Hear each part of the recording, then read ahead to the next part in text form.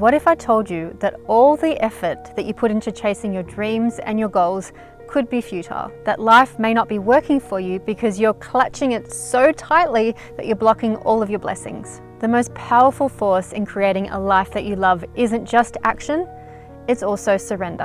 And what does this nut have to do with anything? In this video, I'm going to explain to you what surrendering is and what it isn't, why you would want to surrender, and the how. How do you surrender? Hi, I'm Maggie. Let's dive in. So I love setting goals and marching to the beat of my own drum just as much as the next person.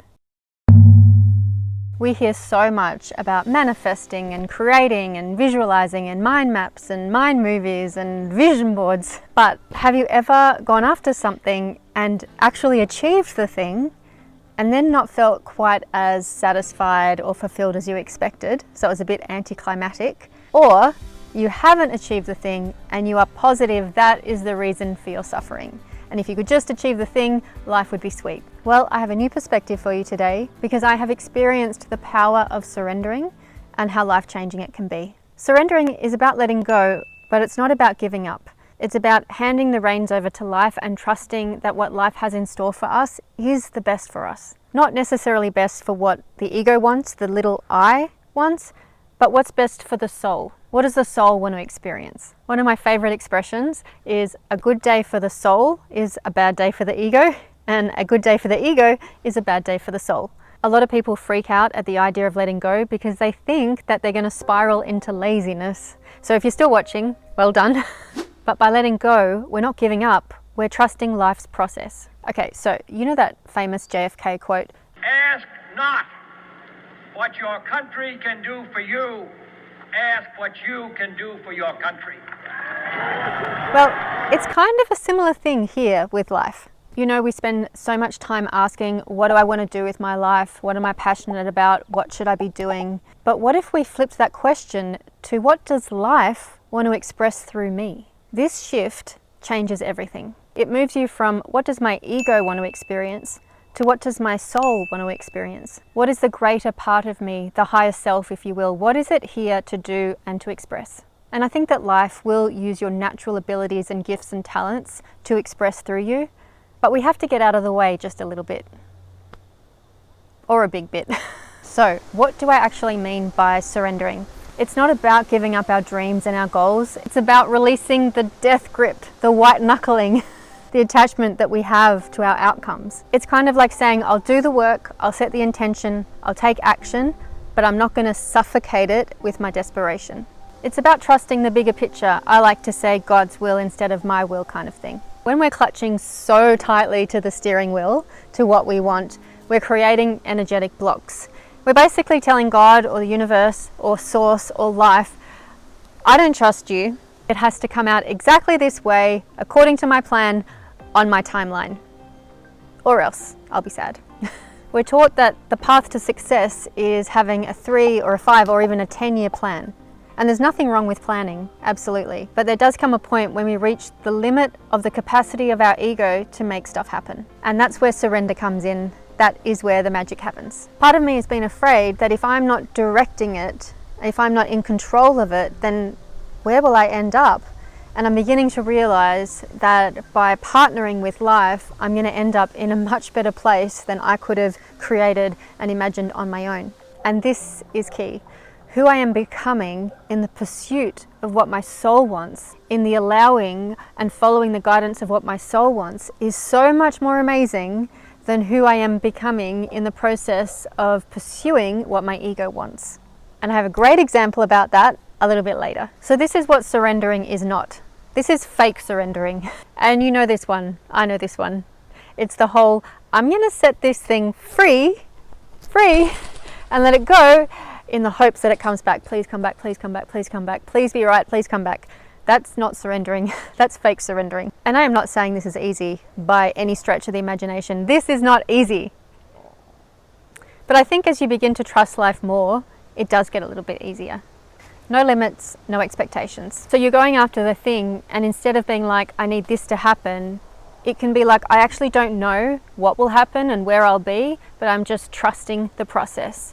I'm trusting that I'm putting one foot in front of the other and following the guidance. So giving up attachments is part of the surrendering process. We can get completely fixated on this one thing. We're like, please, can I have it? Please, please, please. I'm going to journal about it. I'm going to pray about it. I'm going to visualize it. And we get absolutely fixated on this one peanut. So this isn't a peanut, this is an almond. A peanut sounds better, but I only had an almond. So imagine this is a peanut and this is what we're after. This is what we're putting all this energy to. This can be career, relationships, house, car, spiritual experiences, whatever it is that you're after. Imagine that this nut is that. We get fixated on the nut.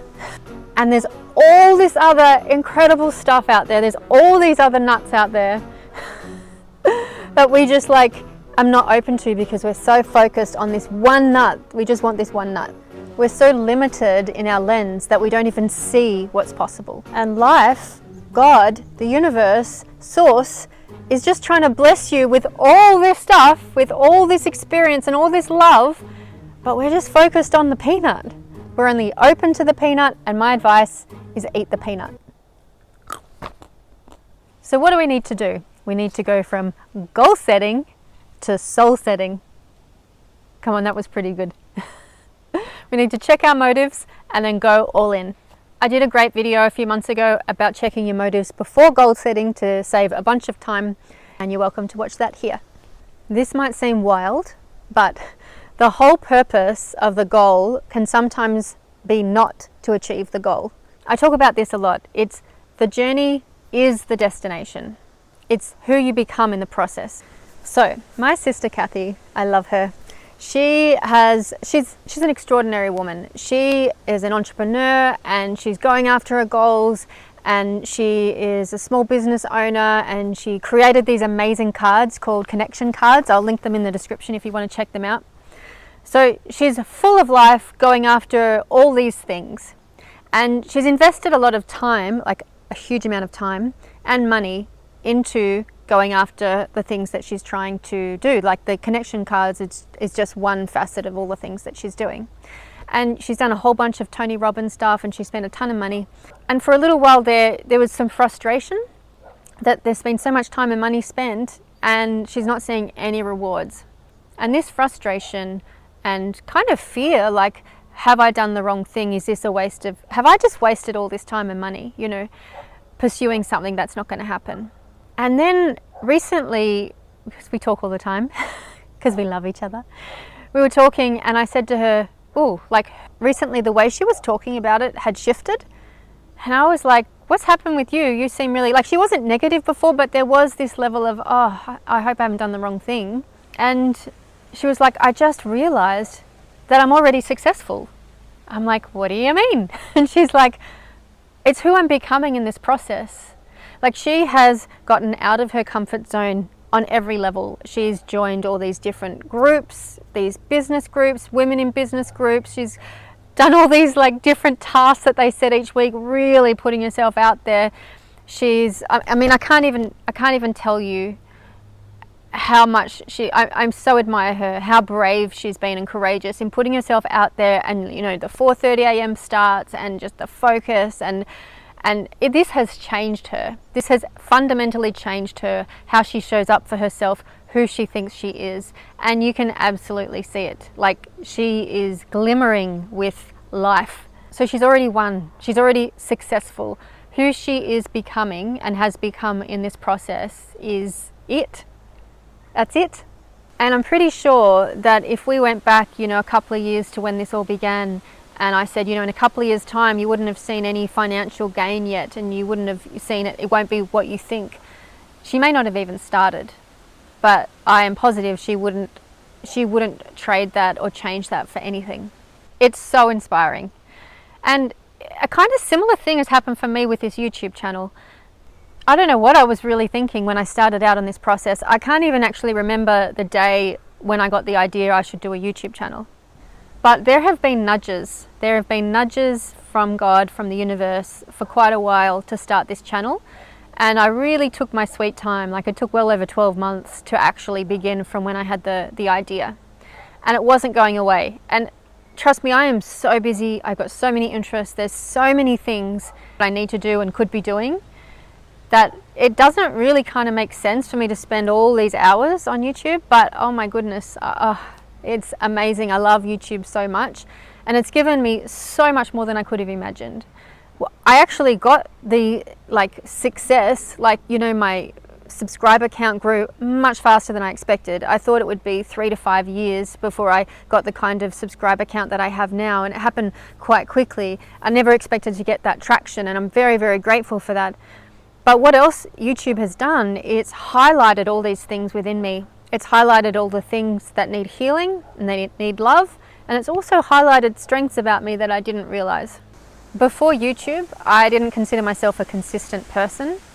I never thought I could be this consistent with it, or resilient, or courageous, or open-hearted so publicly, or to back myself so publicly. It's taught me a bunch about my strengths, and I'm well aware of my weaknesses as well, like if I go into comparison or jealousy or doubt or whatever.